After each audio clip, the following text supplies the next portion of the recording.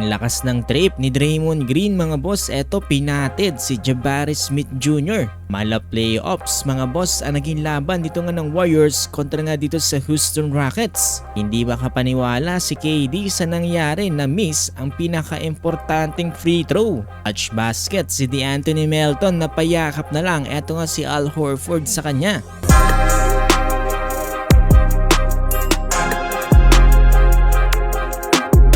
So, Golden State Warriors kontra nga dito sa Houston Rockets. Starting 5 for the Rockets, etong sila Amen Thompson, Tyrese Eason, Kevin Durant, Jabari Smith Jr. at Alperen Sengun. For the Golden State Warriors, eto Pods, Melton, Santos, Green at si Horford. O Stephen Curry pa rin for the Dub Nation. First basket mga boss, dito nagmula kay Dre dito nga sa kanyang layup. Handang depensa rin agad ang pinakita dyan dito nga ni Al Horford. Eto butata dito sa Alperen Sengun.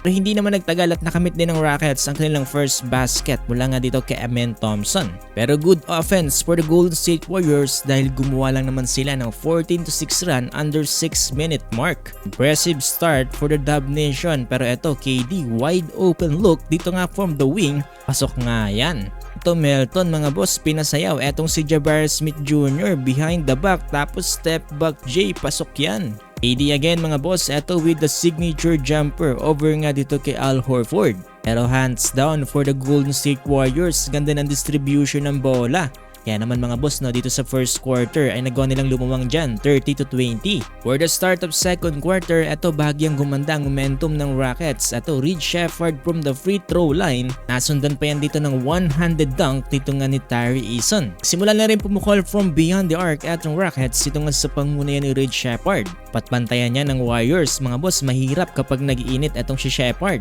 Pero buti na nga lang dito sa Warriors mga boss, nasasagot din nila itong mga tres na ginagawa ng Rockets. Eto nice 3 from Al Horford. Dito sa second quarter mga boss, gandang momentum etong ginawa nga dito ni Reed Sheppard. Pero mainit pa rin talaga from beyond the arc etong Warriors. Eto another wide open look from LJ. Nababa ng Rockets sa 2 puntos ang kalamangan ng Warriors dahil nga sa tres na ginawa dyan nila KD at Amen Thompson. Pero biglang nagpahabol etong si Santos mga boss, buzzer beater layup 51-47 by the end of first half. For the start of third quarter, Pods, another 3-pointer for the Golden State Warriors. Under 9-minute mark mga boss, eto natumba si Draymond Green matapos nga siyang screen dito nga ni Jabari Smith Jr. Kaya naman tinawagan ng offensive dyan etong si Jabari Smith Jr.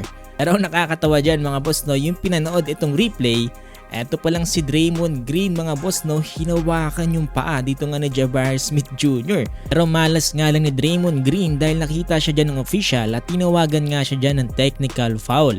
Natawa na nga lang dyan etong si Jabari. Pero matapos niyan mga boss, eto under 8-minute mark, unti-unti namang kumakayod etong si KD. Grabe yung mid-range jumper niya mga boss, sobrang taas, parang nanliit etong si Melton. Nasabayan pa ni Alperen Sengun etong si KD, kaya naman naidikit nila ang kalamangan dyan ng Warriors. Big thanks din to Reed Sheppard mga boss, eto linis na mga tres niya dito.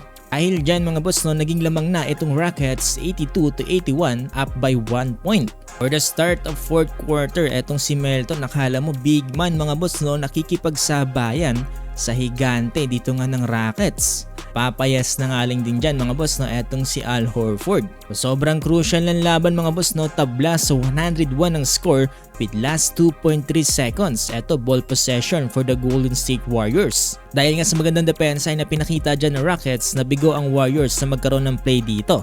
Nauwi sa overtime ang laban. Dito sa overtime mga boss, grabe si Pods, another 3-pointer from the wing. Laking bagay ang ginawa ni Pods dahil nagkaroon nga ng gap etong Warriors dito nga sa Rockets. Down to last 1 minute mga boss, 111-107. Eto Kevin Durant for the 3, pasok nga yan, 110-111. Binakaw na rin ni Al Horford mga boss etong ilalim ng Rockets. Eto pasok yan, 113-110, down to last 30 seconds. Tapos na foul pa etong si KD dito nga from the 3-point line. Masama nito mga boss, dalawa lang ang naipasok ni KD sa kanyang free throw at naimintis niya pa etong isa, kaya naman kinupos ng 1 puntos etong Rockets 113-112. Last 8 seconds, eto Melton driving inside the paint, spin move, top basket mga boss, kinapos. Pero buti nilang nagkaroon din ng follow-up etong si Santos at another follow-up dito nga para kay Melton. Last 4 seconds mga boss, parang nawalan na ng pag-asa etong si KD at kitang-kita naman yan sa kanyang itsura. Kaya naman sa huli nagawang manalo dyan ng Warriors 115-113. Grabe, epic ending mga boss no ang nangyari. Ang una nga dito para sa Golden State Warriors atong si Pods with 26 points na sinusundan ni Melton with 23 points. Para sa Rockets, 30 points per Shepard at 23 points per KD. Kung gusto nyo pa na more basketball highlights kagaya nito mga boss ay huwag niyong kakalimutan i-follow itong ating page.